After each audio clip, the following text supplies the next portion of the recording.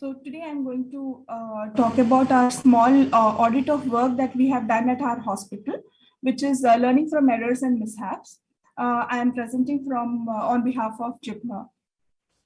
So as we know that morbidity is an untoward event or complication which under optimal condition is not a natural consequence of the patient's disease or treatment. So these events are usually preventable and they are indispensable part of medical care. So any medical care would come along with certain complications which might affect the treatment of a patient.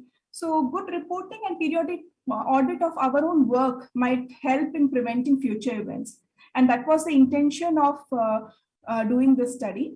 So the objective was to know the various morbidity events occurring during chemotherapy among patients undergoing treatment in the medical oncology unit. And we wanted to understand the source of the errors for enhancing the patient safety, and also to formulate a easy way of reporting events so that everybody is aware of such events and can learn from each other's mistakes. So here we had collected the data from January 2019 to March 2020. So this study is but basically an observational study, but the data was collected prospectively and it was maintained. We had divided our work area into two main areas, which was one is our minor OT, where we do all the procedures, which includes bone marrow, central line, ascitic tap, pleural tap, and all the procedures are done in the minor OT. And the other area of work would be our chemotherapy administration, which is in two different areas. This is daycare and wards. So the platform of reporting and noting the data as our traditional ways, we have a case record for each patient, which includes all the baseline details and the current therapy on every complication. Daily notes are maintained in a particular file. So those are always updated. And we have different registers at different areas, which are maintained by nurses, which includes the patient admission, discharge, and other chemotherapy details and doses and what was administered. And if any event has occurred, that event is also registered. These were the traditional way of doing and which we are still continuing to do. So what is the innovative thing that we had brought in? So using the most instantaneous and fast reporting, which is WhatsApp group, we had created a group which includes all the treating physicians, nurses, and all the ancillary staff who help us with patient care.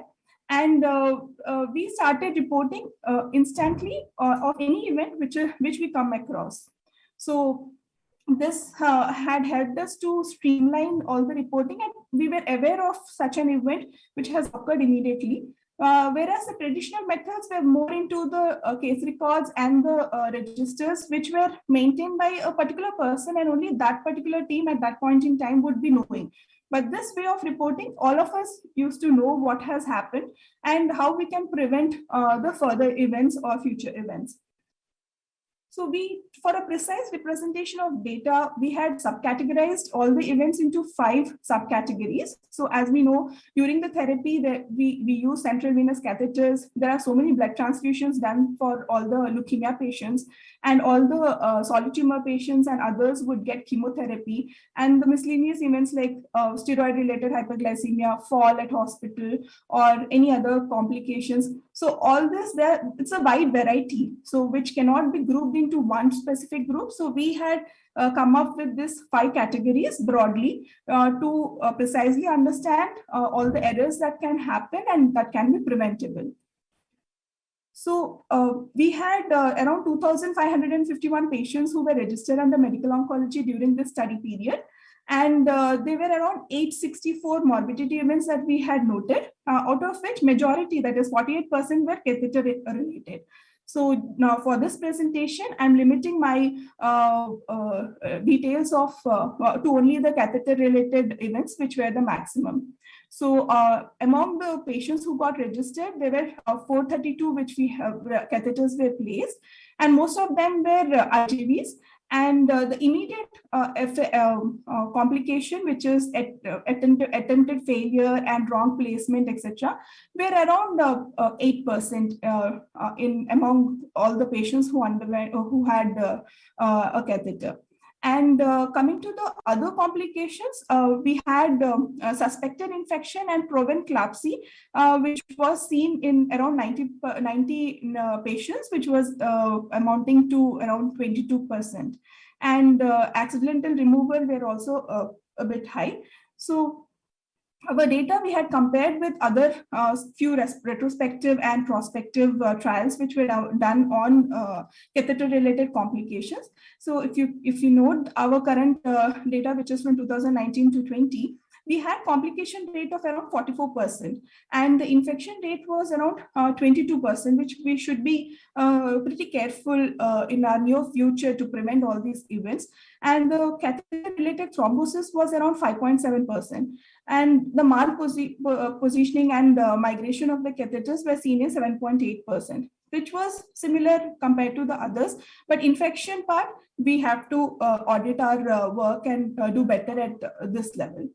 So, so finally, we understood that this way of reporting was a small opportunity for all of us to understand the future events. So at our institution, to prevent these catheter-related infections, we had come up with a standard operating procedure where we wanted to maintain the catheters. So all the catheters which were placed were recorded, and all the patients were followed up every twice a week, and proper dressing of the catheter and maintenance of the catheter was carried out.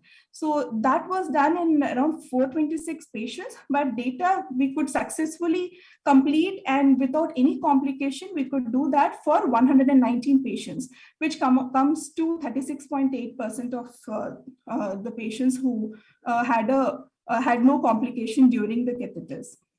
So the strength of the study is that we had attempted to bring up a miscellaneous data into certain categories and define the events so that it is uniformly reported and maintained. And the biggest challenge for us was to collect the denominator, because if a patient has a catheter, so if we are assessing catheter related events, our denominator has to be patients who are undergoing treatment, who have catheter, who do not have catheter, or if we are assessing chemotherapy toxicity, the number of patients who received chemotherapy, each event is so this is a miscellaneous thing which we are trying to streamline. So the limitations in our study was basically it is a self-reporting of events, which might contribute to lots of missing data. Few people might not report, and there can be selective reporting and inconsistency in reporting. However, we are trying to build up this way of reporting and strengthen it further by also supervising all the events and correlating with all the registers that are being maintained. Thank you, sir.